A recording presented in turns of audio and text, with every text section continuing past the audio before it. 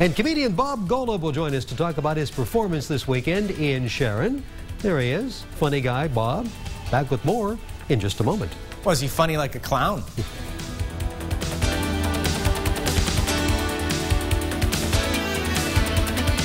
For a change. Bobby's here. Yep. Now, when I said that Goodfellas actor is going to be here, Bobby, people thought Bobby De Niro, but we didn't Or want Joe Pesci. We didn't want Bobby De Niro. No. We wanted. Oh, look, there it is. Oh, there is a little Bobby De Niro up in here. Hey. Bob's in the house, and he brought us a gift.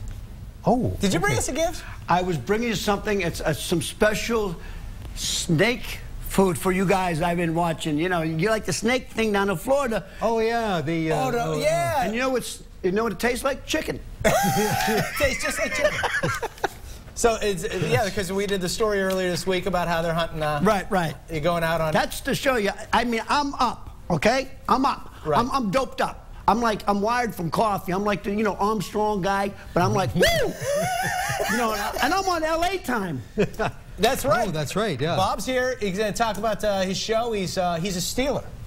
A feral stealer. Whoa. I'm from Sharon. I don't know where they got that from. I'm from Sharon. Don't tell Wikipedia what to do. No, I know. The guy put it on Wikipedia.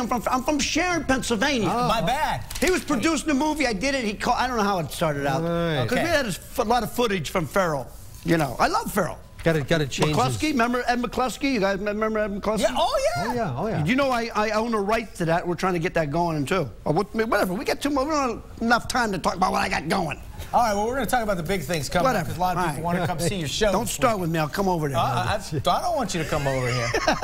We got a Daybreak Nation. Yes, sir. Yeah, comedian Bobby. Comedian Bob Golub is. Before you get started, I just want to tell you something. Saturday when I came in, it was warmer here. It was colder here than in LA. It was colder than here. Yeah, we saw the Golden Globes. They were all women serious. wearing their gowns. Wow. It was rather almost 68, and it was like 40-some out there. It's goofy weather. Crazy weather. It's global warming. Len doesn't believe in global warming. Well, we do believe in you being here, Bob. We so do. glad My wife don't believe in that either. And you're here I'm from. talking about. I'm looking at your resume here. It's pretty thin. Pretty thin. It is. Yeah, so is my hair, but I don't care. I'm good with that. Yes. It says you're from. I could grow hair everywhere but here. Ears, nose, butt. I could have a butt comb over. Okay. And you're going to talk about that when you appear at Quaker Steak and Lube, huh? Well, I'm actually at Kelly's. You couldn't get the Cavelli Center, huh? Okay, that's all right. Let me explain something to you, okay? A nice bing shot on me. But I could have done it, but I am a blue-collar guy. I feel like giving back to the small community. That's from his feral upbringing. Yeah. That's your feral upbringing. Sharon, Jesus. I know, Sharon, PA. So, you were in Goodfellas. Tell us how you got that role, that little side We don't role have in enough time. Okay. So I won't. You lied. You begged your bar. No, but I've never. I'll just tell you this real quick. And it's a phenomenal story that now when I was on these podcasts and Opie and Anthony in New York, I was talking about it now because it's an amazing story. No agent, no manager, no acting ability. Almost got shot by John Gotti's people doing research. Wow. And I end up getting a part, and it'll be in my book that I'm writing now. How I got it was called The Big House to the White House. And how I went from prison, and then 10 years later met Ronald Reagan at the White House. But then I also continue that. Wow. Yeah, and then continue talking about how I got in Goodfellas. A wonderful story, except I almost got shot. I mean, Gotti people took me for a ride in a car. It's amazing because I could do something, the biggest film, but I'll always be remembered for Goodfellas. Because you did your own movie. You came up with your own movie. And Dodo, plug. Dodo. And that talked about how... Bob Golub. BobGolub.com. Go to it and buy it. Go. Your father was abusive, and the only way to keep him from kind of beating you up was to make him laugh. Right, and how we showed our love. Now, it's a blue-collar area. If we couldn't say I love you because it's a sign of weakness. So if I said I love Roberto Clemente or I love the Steelers, that was my way of saying I love you. I never told my father I loved him. He never told me that. So it was my journey of breaking that cycle and being able to tell my kids. And so that's what that is. And you were eventually invited to the White House? Yeah, I went, I sold lucky potatoes on the streets of New York, and I sprinkled lucky water from my grandmother's well in Pennsylvania, wrote my name Bob's on them, and became famous. And in fact, Lou Dobbs had covered me in the twice. I predicted the market. From CNN. I was the first. I mean, I predicted the market, and I was lucky potatoes. I became famous selling these. I did every news station, the New York Times, everything. It took off. And so when I went down to, I would go to different cities because I had all the New York news. I'd go down there and they covered me in D.C.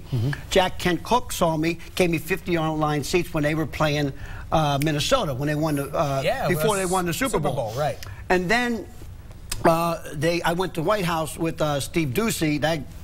Anyways, so we don't want to go with Steve. No, I mean, that sweater, I wanted to smack him. So then they wouldn't let us in. When they found out later, they invited me down because I wanted to give him he wasn't feeling well, so I wanted to give him a lucky potato to feel better. Lucky potato. Yeah, I mean, they became famous for it. Tell us what your stand-up style is like, if we're thinking about it now. Clean, raunchy, a little bit. You know, what do you got? What do you think? I think I say don't bring your 16-year-old daughter. No, you know, well, you know, 17's close, but you know, it's that borderline. You know, look, funny's funny. I take it to the next level. I write all the time. Most comics are hacks. They do the same act for 20 years. Right. I do some of the same pieces, but I always write new stuff. I write stuff all the time. You know, so I'm always working. Right. Well, it's inevitable. You know, I always working on new stuff. Quaker Steak and Lube in Sharon, 9 o'clock. Actually, Telly's. Telly's. Yeah, it's the same complex. Yeah, all right. Same thing. Yeah. All right. Now, half a dozen of one, but 6 hold of on, the other. It's tonight. I think we got the first show sold out. There might be an 11 o'clock show, so keep calling, keep coming. Okay. We just have Saturday. You're there tonight, too? No, did I say tonight? Yeah. Yeah, okay. Saturday. It's early. I'm wired. I know. But hey, that coffee will get you going. Wow. That's all right. Chestnut Avenue right there in downtown Sharon. Show starts 8:30. Good. Bob, thanks for coming on. I appreciate it, man. Thanks a lot, man. Thank you for bringing your imaginary girlfriend, too. We appreciate it. Yeah, did you see that story about that Notre Dame football player who had an imaginary girlfriend? Oh, yeah. Is that crazy? It's crazy. She died, but you can't feel bad because she's imaginary. I just don't know if loving you is right. I don't want to be. I don't want to be wrong. Okay. Let's take a look at Tech Bites this morning. Find out what's going on in technology. Right there. All right.